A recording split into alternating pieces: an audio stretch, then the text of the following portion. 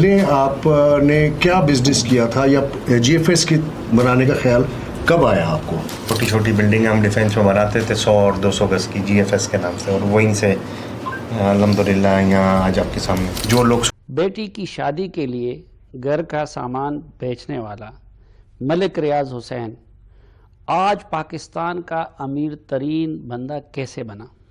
میرا سفر کو خلائی نہیں ہے، میرا سفر روڈ سے شروع ہوا اور روڈ پر ہی جاری۔ عرفان واحد ورسز ملک ریاض، یہ دونوں پاکستان کی جانی مانی پرسنالٹیز ہیں اور ریئل اسٹیٹ انڈسٹری کے اندر بزنس ٹائکونز مانے جاتے ہیں، اور ان میں سے جو ایک شخصیت ہے وہ پاکستان کے امیر ترین انسانوں میں بھی شمار ہوتا ہے۔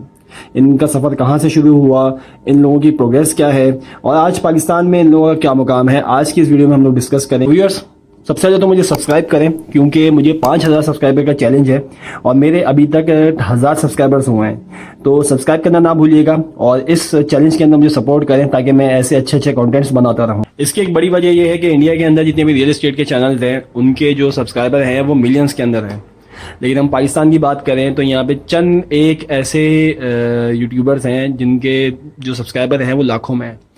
تو ہمیں چاہیے کہ ہم ریئل اسٹیٹ انڈسٹری کو فروغ دیں یوٹیوب کے اوپر، تاکہ کل کو جب ہم انٹرنیشنل لیولس پہ جائیں تو ہمارے پاس ایک والیوم ہو کہ یار ہماری ملک کی جو ملکی سطح کے اوپر جتنے بھی لوگ ہیں ہمیں سپورٹ کرتے ہیں، لیکن اگر ہمیں آپ لوگوں کی سپورٹ ہم نہیں درکار ہوگی تو ہم کبھی بھی جو ہے وہ گرو نہیں کر سکیں گے، اور ریئل اسٹیٹ انڈسٹری ویسے ہی آج کل ایک ڈاؤن فال کا شکار ہے۔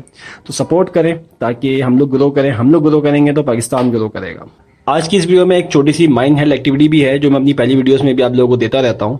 اس میں اس چیز کا پتہ لگایا جا سکے گا کہ آپ لوگوں کی کتنی کسی چیز کو کتنا اٹینٹو ہو کے دیکھتے ہیں، اور آپ لوگوں کی توجہ کتنی ہوتی ہے، فوکس کتنا ہوتا ہے۔ اس سے آپ لوگوں کا جو آئی کیو لیول ہے، انٹیلیجنس ہے، وہ معلوم ہو سکے گی۔ اگر آپ اس میں غور سے بھی کسی چیز کو نہیں دیکھتے لیکن آپ کی آنکھیں اور آپ کا دماغ کتنا تیز ہے یہ پتہ لگایا جا سکے گا۔ تو جاننے کے لیے اس ویڈیو کے اینڈ میں دیکھیے گا، آپ سے صرف چند سوالات کیے جائیں گے، ان کے جوابات دینے پر آپ کو خود ریئلائز ہو جائے گا کہ آپ کتنی اٹینٹو ہو کے کوئی چیز دیکھتے ہیں۔ تو ہم لوگ اپنے ٹاپک کی طرف چلتے ہیں، جس میں ملک ریاض حسین صاحب کی بات کرتے ہیں۔ سب سے پہلے کہ جو ایک پرومیننٹ ریئل اسٹیٹ ڈیولپر ہیں، کوئی جو جانی مانی شخصیت ہیں اور بزنس مین ہیں پاکستان کے اندر، اور فاؤنڈر اور چیئرمین بھی ہیں بحریہ ٹاؤن کے، اور حسین گلوبلز کے مالک ہیں۔ یہ بیسیکلی ایشیا کے اندر سب سے بڑی ریئل اسٹیٹ کمپنی ہے، اور اس کے بعد جتنی بھی ریئل اسٹیٹ کمپنیز ہیں وہ پاکستان میں نمبر 1 ہو سکتی ہیں، لیکن ایشیا کے اندر نمبر 1 بحریہ ٹاؤن ہے، کیونکہ انہوں نے بہت ساری جگہوں پہ بہت سارے اپنے بڑے بڑے پروجیکٹس جو ہے وہ مطلب کہہ لیں گے میگا پروجیکٹس انہوں نے لانچ کیے ہیں، کہ جو ایشیا میں بہت کم جگہوں پہ ہیں، اور دنیا میں اگر ہم آئیں تو شاید دوسرے نمبر پر آئیں گے۔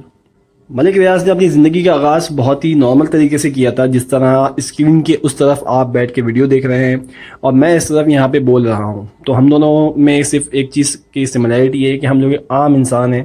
تو اسی طرح انہوں نے بھی اپنی زندگی کا آغاز کیا تھا، اور یہ ایک ایز اے معمولی کانٹریکٹر کے طور پہ کام کرتے تھے، اور بلڈنگز وغیرہ چھوٹے موٹے جو چیزیں ہوتی ہیں جیسے گھر ہو گئے، اس طریقے کی چیزیں بنانا انہوں نے شروع کری، اور سیالکوٹ سے ان کا تعلق تھا۔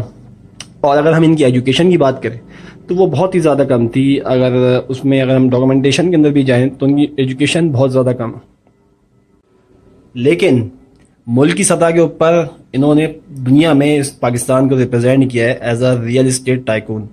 90 کی دہائی میں ملک ریاض نے ایک سرکاری سطح کے اوپر ایک سوسائٹی میں حصہ لیا، اس کو ڈیولپ کیا، اور وہ سوسائٹی کامیاب ہو گئی، تو اس کے نام میں بھی بحریہ آتا تھا۔ تو اس کے ساتھ ساتھ انہوں نے آگے چل کے 1996 کے اندر بحریہ ٹاؤن کے نام سے جو ہے ایک برانڈ لانچ کیا اور اس پہ کام کرنا شروع کیا۔ جب یہ ایک ماسٹر لیول کے اوپر ایک بہت بڑی سطح کے اوپر کامیاب پروجیکٹ ہو گیا تو اس کے اوپر بھی ایک کانفلکٹ ہوا اور تنازع کیا گیا کہ یہ نام ہٹایا جائے، اس کا نام چینج کیا جائے۔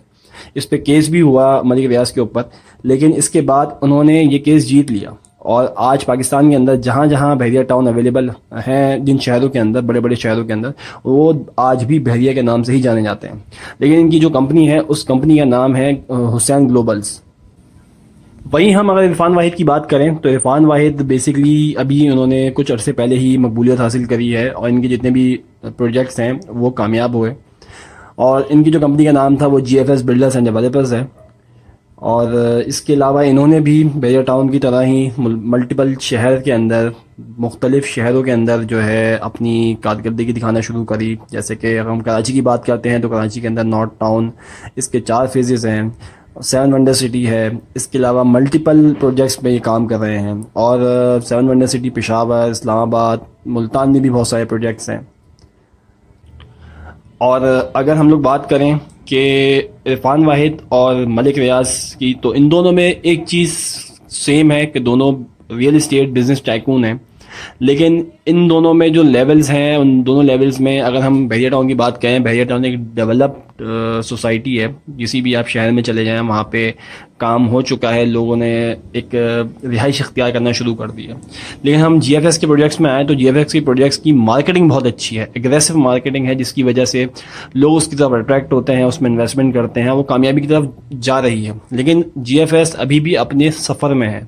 لیکن ہم ملک ریاض کی بات کریں، بحریہ ٹاؤن کی بات کریں تو بحریہ ٹاؤن اپنے پیک لیول پہ پہنچ چکی ہے.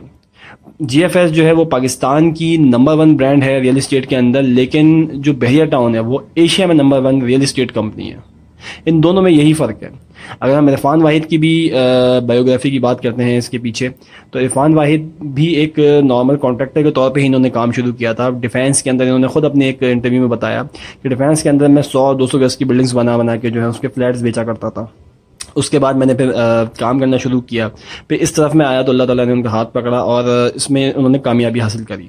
یہی کہانی سیم جو ہے وہ ملک ریاض حسین کے ساتھ ہے کہ انہوں نے اپنی جو کیریئر کا آغاز ہے انہوں نے ایک نارمل کانٹریکٹر کے طور پہ ہی کیا تھا، جیسے میں ابھی بتا چکا ہوں. لیکن اس میں سب سے جو مین چیز ہے وہ ہے کنسسٹنسی بہت ضروری ہے کسی بھی کام کے لیے. تو یہاں پہ ہمیں ان دونوں سے یہی سبق ملتا ہے کہ کنسسٹنسی کرنا، اگر آپ نے کسی چیز کو اپنا ٹاسک بنایا ہے تو کنسسٹنسی کرنا بہت ضروری ہے. آپ لوگ ریئل اسٹیٹ میں کام کر رہے ہوں اور کسی چیز کی کنٹروورسی یا کہہ لیں کہ کسی چیز پر کوئی مشکلات کا سامنا نہ ہو تو ایسا ناممکن ہے. تو ان دونوں پرسنالٹیز کو بھی بہت زیادہ تنازع اور مشکلات کا بھی سامنا رہتا ہے. کبھی زمین کا مسئلہ رہتا ہے کہ زمین پہ کوئی مسئلے مسائل چل رہے ہوتے ہیں، کبھی برانڈ کا مسئلہ ہو جاتا ہے، جیسا کہ میں نے آپ لوگوں کو بتایا کہ یہ جس پہ کنٹروورسی ہوئی تھی بحریہ کے نام کے اوپر. جی ایف ایس پہ ہمیشہ کچھ نہ کچھ جو ہے وہ لگے رہتے ہیں کہ ان کے پروجیکٹس جو ہے وہ وقت پر ڈلیور نہیں ہوتے، یہ نہیں ہوتا، وہ نہیں ہوتا. لیکن ایسا نہیں ہے. آپ آج بھی جا کے دیکھ سکتے ہیں 7 ونڈر سٹی اور north town residency phase 1 phase 2 میں بہت تیزی سے کام چل رہا ہے. وہیں ہم ملک ریاض صاحب کی بات کریں تو وہ بھی بہت ساری کنٹروورسیز میں رہتے ہیں، اور وہ بیسکلی پولیٹیکل فگر میں بھی آتے ہیں، ان کے انٹرویوز بھی آتے ہیں ٹی وی چینلز کے اوپر.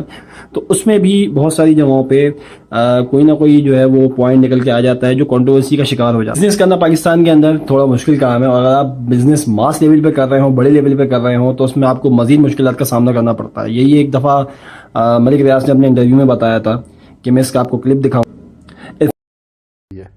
تو کیا میں جھوٹ بولتا ہوں؟ آپ نے میری بات سے کاروبار نہیں کیا.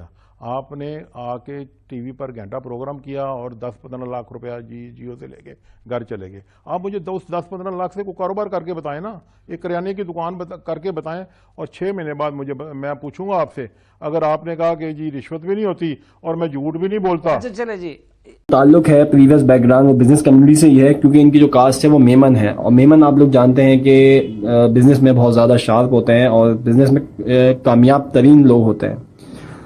لیکن انہوں نے اپنے بزنس کو فروغ دیا اور ریئل اسٹیٹ کی طرف آئے تو انہوں نے یہی بتایا ایک دفعہ اپنے انٹرویو میں کہ کام کرنا، بزنس کرنا آسان نہیں ہوتا، اس میں ملٹیپل چیلنجز ہوتے ہیں. اگر آپ نوکری کر رہے ہیں تو آپ کو پتہ ہے کہ آپ کے چیلنجز فکس ہوتے ہیں، آپ کو پتہ ہوتا ہے کون سی جگہ کیا چیز پہ کس طرح عبور حاصل کرنا ہے. لیکن جب انسان بزنس کر رہا ہوتا ہے تو اس وقت اس کو ہر روز ایک نئے چیلنج کا سامنا ہوتا ہے، اس کو نئی چیز سیکھنے کو ملتی ہے، اس کے اسکلز ڈیولپ ہوتے ہیں. یہی وجہ ہے کہ جتنے بھی بڑے بڑے بزنس مینز ہیں ان کو ہر طرح کے چیلنجز سے نپٹنے کا ہنر آ چکا ہوتا ہے، اور بزنس یہی سکھاتا ہے اپنے جو اس کا کرنے والا ہوتا ہے اس کو ملٹیپل چیلنجز میں ڈال کے اس کو نکھار دیتا ہے. تو آپ کے سامنے یہ 2 ایگزامپلز ہیں جنہوں نے پاکستان کی ریئل اسٹیٹ انڈسٹری کے اندر بوم کیا. اور ابھی جو حالات چل رہے ہیں پاکستان کے اندر بیسکلی اس وجہ سے لوگوں کے پاس انویسٹمنٹس ہیں، لوگ انویسٹمنٹس کرنا چاہتے ہیں، لیکن لوگ ڈرے ہوئے بہت ہیں. اور باقی کچھ مہنگائی کا بھی اس میں قصور ہے جس کی وجہ سے لوگ نہیں کر پا رہے. یہاں کنکلوژن یہ نکلتا ہے کہ ملک ریاض جو پاکستان کے بزنس ٹائکون ہیں, وہ ایک ڈیولپڈ پرسنالٹی ہیں. وہیں ہم عرفان واحد صاحب کی بات کریں تو وہ بیسیکلی اپنے سفر میں ہیں اور ان کو ابھی اس لیول تک پہنچنے میں ٹائم لگے گا, کیونکہ اگر ہم اس کی ویلیو کی بات کریں, ان کی ملک ریاض صاحب کی نیٹ ورتھ کی بات کریں تو وہ ان کے نیٹ ورتھ سے بہت زیادہ ہے. لیکن دونوں ہی پبلک فگرز ہیں تو ان کے اندر ہمیشہ فرسٹ دونوں نہیں ہو سکتے, ایک ہی بندہ فرسٹ ہو سکتا ہے. تو وہ اس وقت ملک ریاض صاحب ہیں, اور لیکن عرفان واحد صاحب اگر اسی طریقے سے کنسسٹنسی کے ساتھ ہی لگے رہے جی ایف ایس میں اور انہوں نے اس کو اگر بہت آگے تک لے گئے, پہلے ٹاؤن سے بھی آگے, تو وہ شاید اس کو بیٹ کر سکتے ہیں. آخر میں ہم لوگ چلتے ہیں اپنی مائنڈ ہیلتھ ایکٹیویٹی کی طرف. اس میں سوال نمبر 1 یہ ہے کہ آپ لوگوں کو اس ویڈیو کے اندر کتنی دفعہ 10 نمبر نظر آیا ہے, 10 کا حصہ آپ لوگوں کو کتنی دفعہ نظر آیا ہے. اور سوال نمبر 2 یہ ہے کہ اس ویڈیو کے اندر آپ لوگوں نے پاکستان کا جو جھنڈا ہے وہ کتنی دفعہ دیکھا ہے. تو ویورز جتنے بھی جوابات ہیں آپ کمنٹس میں جا کے دے سکتے ہیں, اور اس میں آپ لوگوں کو خود کو اندازہ ہو جائے گا کہ آپ لوگ کتنا اٹینٹو ہو کے اپنی ویڈیوز کو دیکھتے ہیں. تو سبسکرائب کرنا نہ بھولیے گا. دیکھتے رہیے پراپ ٹیک پاکستان. میں ہوں آپ کا ہوسٹ حسام الدین. جزاک اللہ.